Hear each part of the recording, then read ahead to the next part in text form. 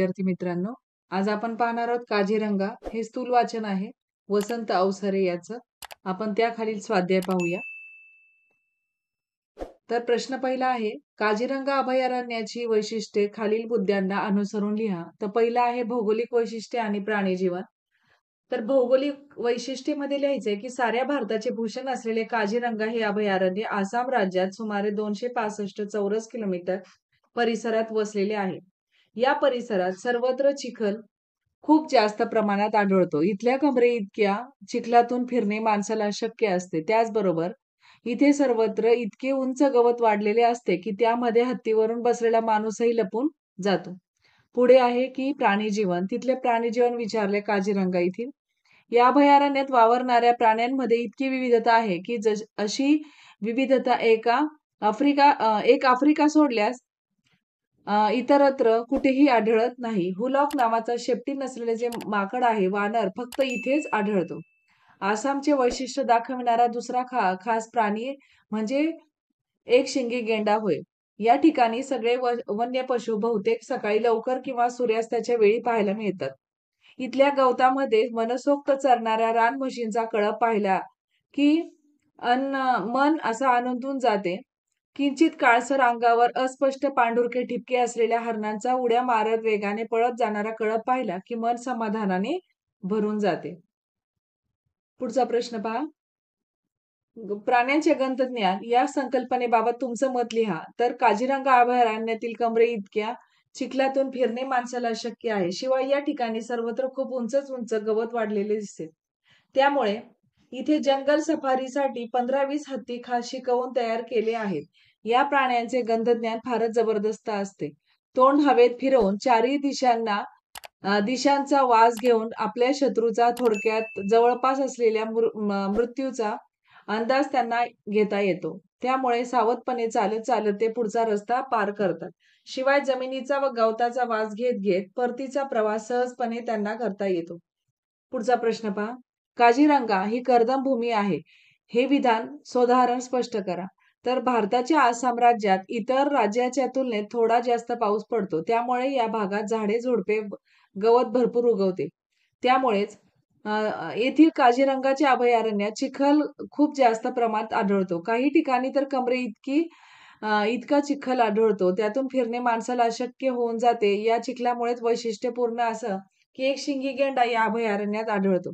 आपले शरीर थंड ठेवण्यासाठी तो स्वतःला चिखलाने माखून घेत असतो.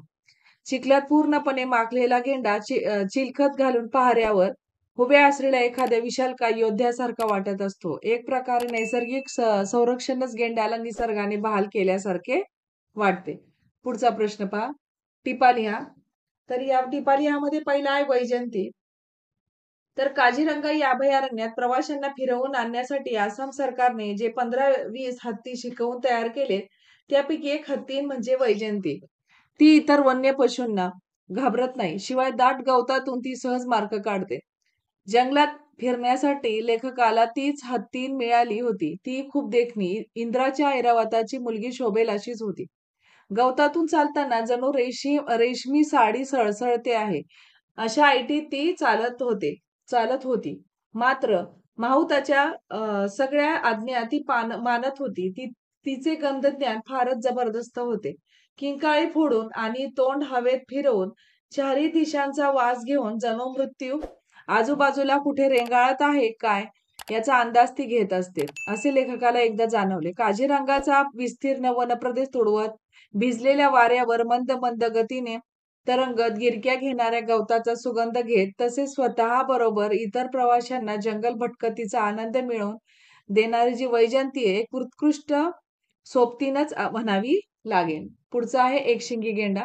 आसामचे वैशिष्ट्य दाखविणारा खास प्राणी म्हणजे एकशिंगी गेंडा. तर काझीरंगा अभयारण्यात तो आढळतो. जगातील प्रचंडकाय प्राण्यात भारतातील एकशिंगी गेंड्याचा 4था नंबर लागतो. साधारणतः असा समज आहे की गेंडा हत्तीच्या अंगावर चालून जातो, पण शेजाऱ्याला निष्कारण त्रास देणे त्याच्या रक्तातच नसते. पण क्वचित एकटेपणाने वैतागलेला गेंडा समोर येणाऱ्या पशुवर आक्रमण करायला निघतो. असा एकशिंगी गेंडा प्रत्यक्ष पाहण्यासाठी लेखक काझीरंगाला गेला होता. इथे फिरत असताना थोड्याच वेळात लेखकाला जवळच चिलखत घालून पहाऱ्यावर उभ्या असलेल्या एखाद्या विशालकाय योद्ध्यासारखा पण निश्चल उभा असलेला एकशिंगी गेंडा दिसला. पुढचा प्रश्न बघा. गेंड्याच्या सवयी काय आहेत? तर गेंडा आपले शरीर थंड राखण्यासाठी चिखलाने अंग माखून घेतो. तो सामाजिक आरोग्याचा चाहता असतो. त्यासाठी संबंध मोठ्या जंगलात फक्त एकाच ठिकाणी जाऊन तो आपली विष्ठा टाकतो. प्रत्येक मैल दूर असला तरी त्याच एका जागेवर तो नेहमी परतून येतो.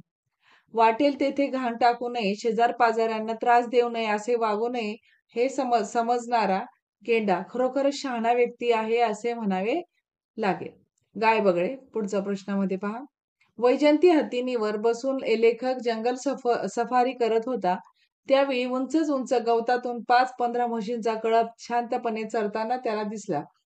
म्हशी गवतातून चालतात, त्यावेळी गवतातले अनेक लहान कीटक घाबरून हवेत उडतात. त्यांना खाण्यासाठी गाय बगळे नेहमीच म्हशींच्या जवळ अथवा त्यांच्या पाठीवरती येऊन बसतात. विशाल शिंगांच्या 10-15 म्हशींच्या मधून वावळणारे हे बगळे पाहून लेखकाच्या मनात आले, की निसर्गाची ही काळ्यावरची पांढरी लिपी केव्हा तरी कागदावर चित्रित केली पाहिजे. म्हणजेच काळ्या रान म्हशींच्या मोठ्या आणि सुंदर शिंगांच्या मधून वावरणारे पांढरे बगळे यांचे सुंदरसे चित्र कधीतरी काढावे असे लेखकाला वाटले. पुढचा प्रश्न पहा. प्रश्न 5वा. तुम्ही केलेला जो जंगल प्रवास आहे याविषयी थोडक्यात माहिती लिहा. तर काही माहिती दिली आहे बघा. 2 वर्षापूर्वी 10वीच्या परीक्षा संपल्यानंतर एप्रिल महिन्यामध्ये मी माझ्या काकांसोबत ताडोबा राष्ट्रीय उद्यान चंद्रपूरला आहे. पाहण्यासाठी गेलो होतो. महाराष्ट्रातील चंद्रपूर जिल्ह्यात असलेले उद्यान भारताची शान आहे. तेथे प्राणी, पक्षी, पशु आणि विविधता आपण अनुभवू शकतो. इथे आढळणारा वाघ हा इथल्या आकर्षणाचे केंद्र आहे. आम्ही पहाटे 5:30 ते 6 वाजता जीपमध्ये बसून जंगल सफारीसाठी निघालो. या ठिकाणी जंगली प्राणी, पशु पहाटे जास्त पाहण्यास मिळतात अशी माहिती मिळाली होती. ती अगदीच खरी ठरली. आम्ही फिरण्यासाठी निघालो तेवढ्यात 5-6 हरणांचा कळप आमच्या समोरून अगदी सहज उड्या मारत गेला. त्यांचा तो सोनेरी रंग आहाहा! सीतेला त्याच्या कातडीचा मोह का झाला असावा, त्याचे कारण खऱ्या अर्थाने मला त्यावेळी उलगडले.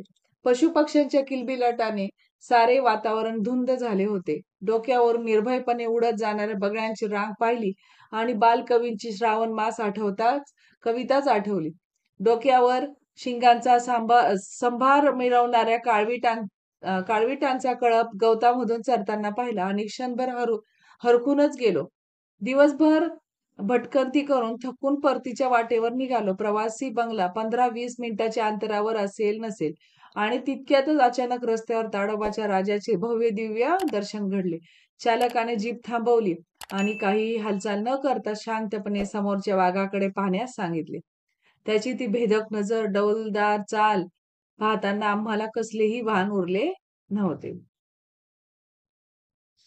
तर तुम्हाला हा जो काझीरंगा हा पाठ या पाठामधला स्वाध्याय व्यवस्थित समजलाच असेल.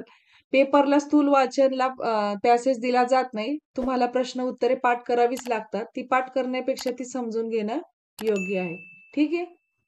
धन्यवाद.